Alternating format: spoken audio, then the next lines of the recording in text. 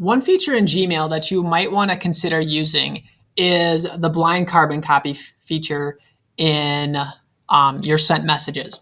And a lot of people usually think about that as a way to send a message to one person and also send a copy of that message to a second person without the first person knowing about that message. That is one way to use blind carbon copy, but it can be used in other ways as well.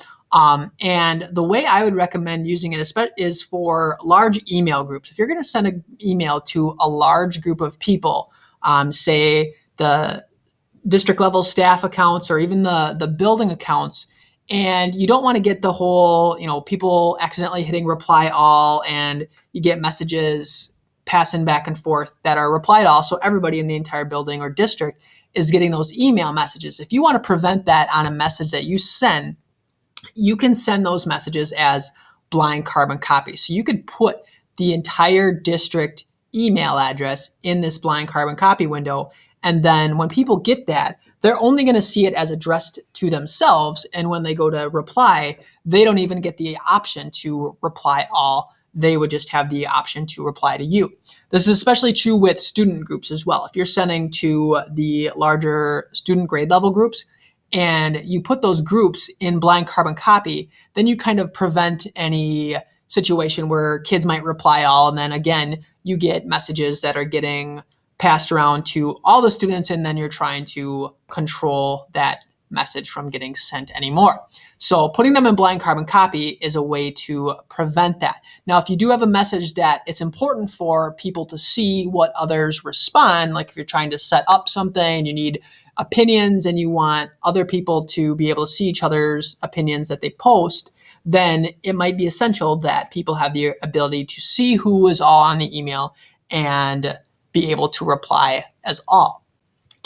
So that would not be a way to use blind carbon copy. But if there's no reason for people to do reply all, then blind carbon copy is probably a good tool for you.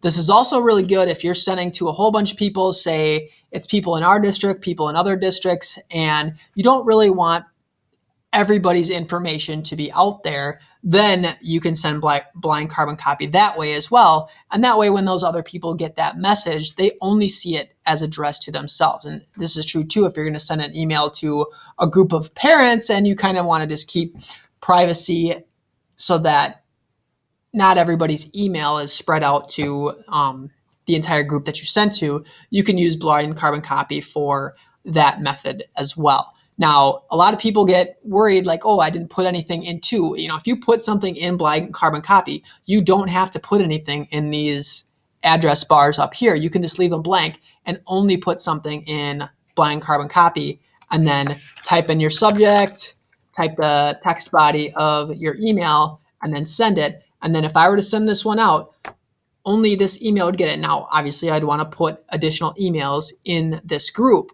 But let's say that this was a larger group.